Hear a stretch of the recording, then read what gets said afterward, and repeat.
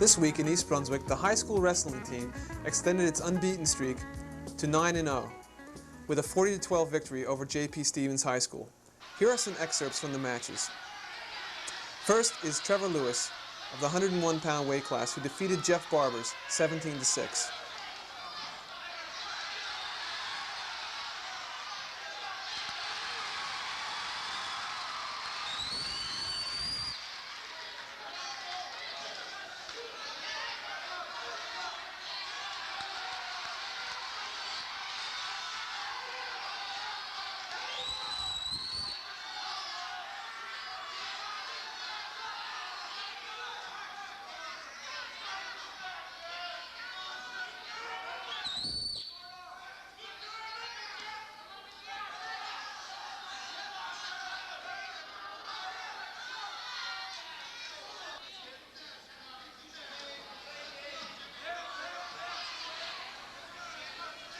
In the second match, Ken Gibbons of Stevens beat Jim Doyle of East Brunswick 6-2.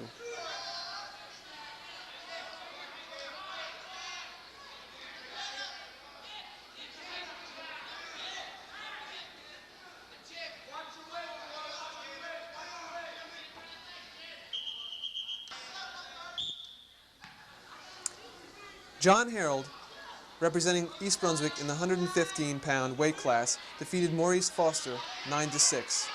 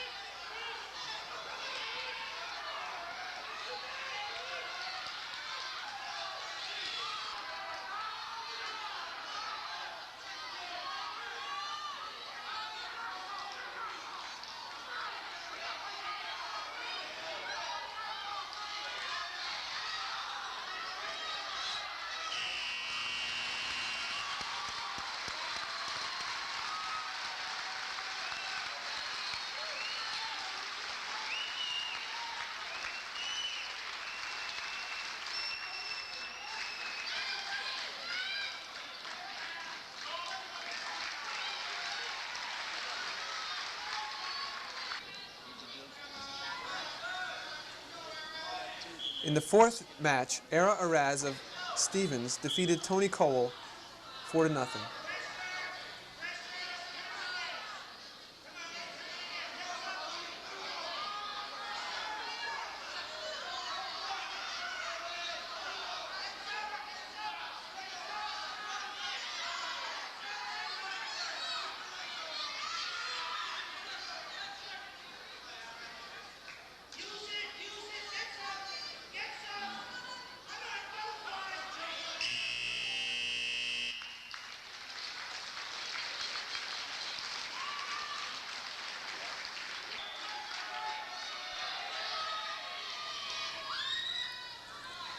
For the 129-pound weight class, Tim Turrell of East Brunswick met Kip Pagic of Stevens. The match ended in a draw.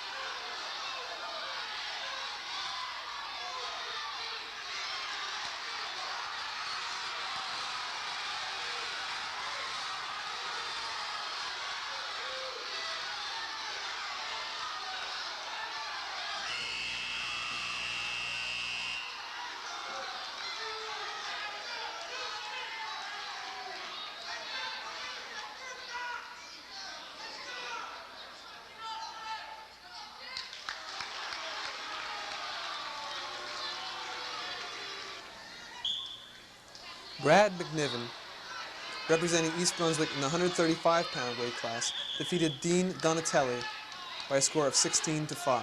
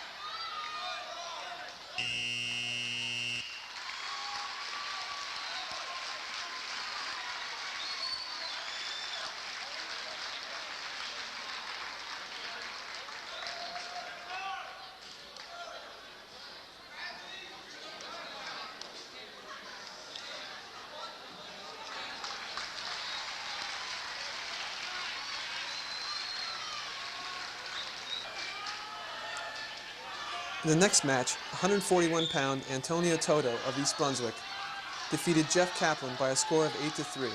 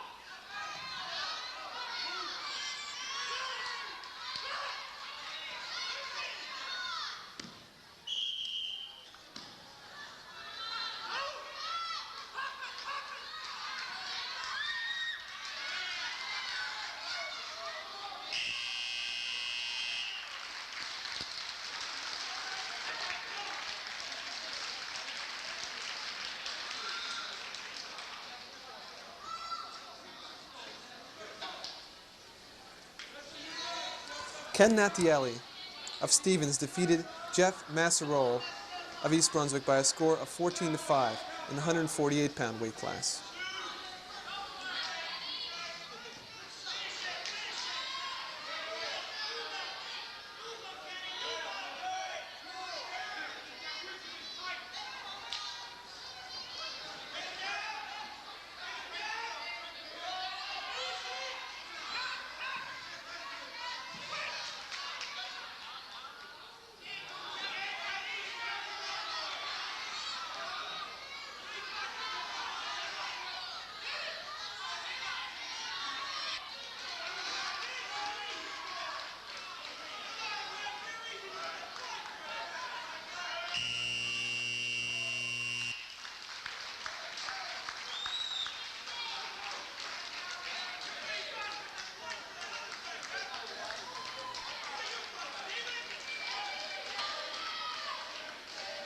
In the 158-pound weight class, Ted Slawinski of East Brunswick pinned Paul Duddy.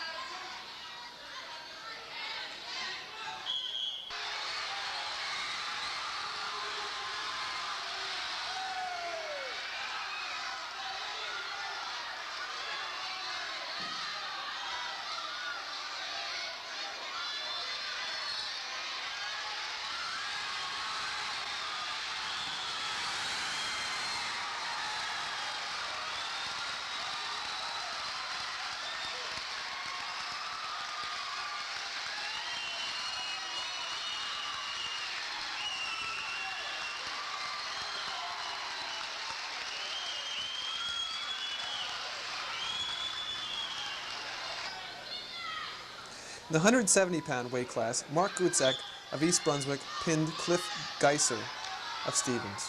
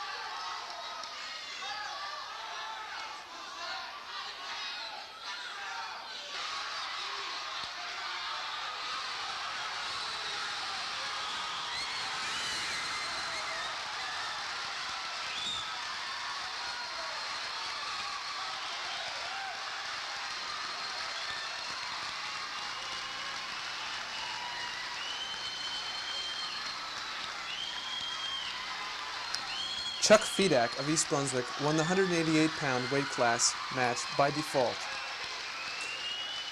In the heavyweight class, Paul Mobilian of East Brunswick won by disqualification over Gary Lanzafama.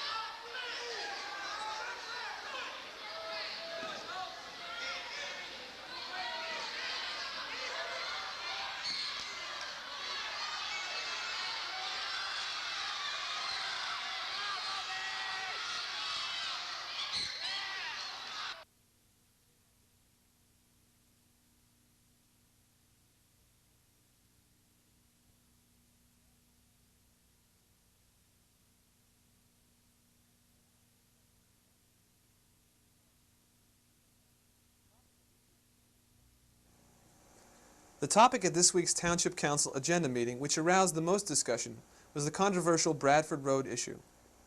The council members, President Jerry Weber, Joseph Hudak, Nancy Blethen, Jerome O'Connor, and Jerry Hurt, listened to reports and proposals by township personnel and answered questions from the public.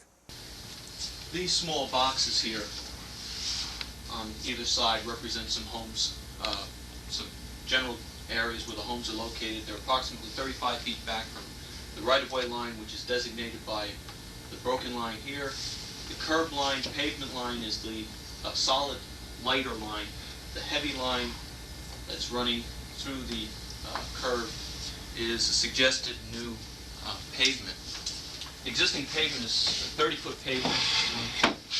There are a series of problems here, one being the roadway itself is what is known as a reverse curve.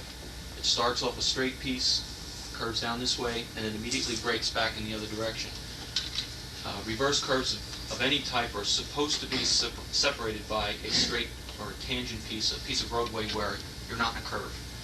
This is not the case in this particular roadway. Being that this is a subdivision road, it's not as important. Usually it's not as important until it becomes, as this one has become, a minor collector. Normally take speed samples, and the speed samples consist of 100 free moving vehicles in both directions. There would be 200, one in each direction. And of the 100 samples, we were able to determine the 85th percentile by which all speed zones are governed in the state of New Jersey and nationally, for that matter. This particular road, with the 907 vehicles that utilize Bradford Road during 24-hour period, 66% of that volume occurs between 6 a.m. and 6 p.m.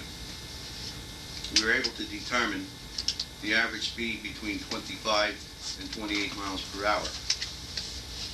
So essentially what we're dealing with, as we find quite prevalent in other locations throughout East Brunswick Township, the 15th percentile of a non-compliance rate. And we're going to find this factor existing in other areas, regardless of the number of vehicles that utilize the street in a 24-hour period. From what you said, I gather that what you're saying is that there is no speeding problem and therefore really nothing to enforce. That's correct. In terms of priority, in other words, if we were to compare Bradford Road with like University, where it's a perpetual enforcement problem, where the percentile, where the 15th percentile is prevalent each and every day, we could assign radar teams to that area each and every day. It's perpetual assignment.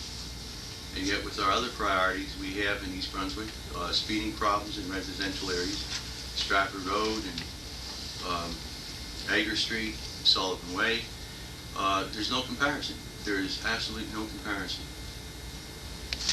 And that also driving at 30 miles per hour on a wet pavement or a number of days after the pavement's been flooded by rain, you feel that even at that speed, the vehicle can be handled properly so as to avoid any accident? Yes, sir. Yes, sir.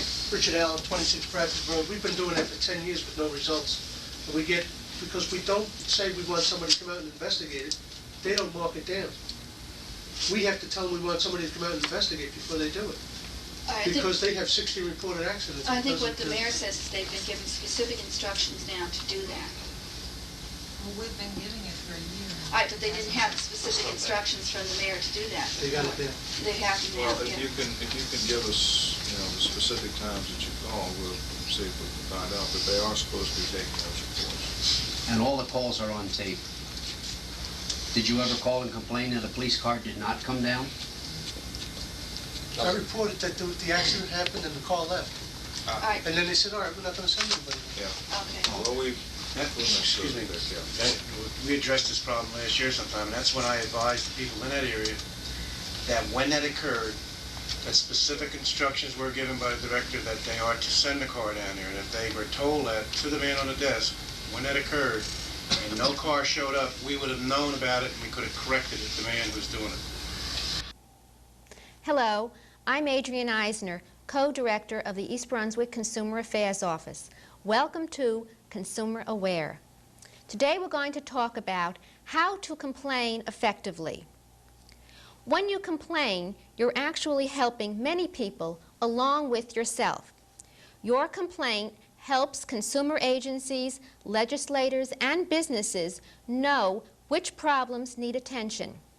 Complaints are often the basis for legal action by consumer agencies and the primary justification for new consumer legislation and regulations. We depend on you to help us keep aware of the problems that are affecting consumers. When a problem develops from a retail purchase, you should go directly to the person who sold you the service or merchandise. If your problem is not resolved, it's time to write to the manufacturer. An effective complaint letter contains some very important information. First of all, your name, address, and telephone number. Then the name and address of the store or dealer involved. A simple statement of the facts. The make, model, and serial number of the item, the date of purchase, and repairs if any were made. Copies of all documents that were involved. And a statement of what you want and how you think the problem would be resolved fairly. Keep a record of your complaint letter and any responses you may receive from the manufacturer. If the complaint is not resolved to your satisfaction, it is time to contact us, your local consumer protection agency. You can reach us by telephone Monday through Friday from 9 a.m. until 1 p.m. Call us at 254-4600 or write to the East Brunswick Consumer Affairs Office, Municipal Building, Gene Walling Civic Center, East Brunswick, New Jersey, 08816. If you become aware of a sales practice or advertising practice that you believe is in violation of consumer protection laws in our state, it is time to call us. Remember, we depend on you, the consumers, to keep us informed of what the problems are in our marketplace. So please remember to call us. And thank you for joining me on Consumer Aware. The East Brunswick Division of Recreation is accepting registrations for its youth softball program through March 26, 1982. The fee is $12 for the first and second child, or $30 when the family registers 3 or more children at the same time. Anyone registering after the deadline, March 26th, will be charged a $4 late fee. Registration fees may be brought or mailed to Division Headquarters, 334 Dunham's Corner Road, East Brunswick. Remember, this Saturday, February 6th, East Brunswick Township budget hearings will be cablecast live on Channel 8, beginning at 10 a.m. This Saturday, the library, the Township Administrator, the Planning Department, and the Department of Public Safety will present their budgets to the Town Council.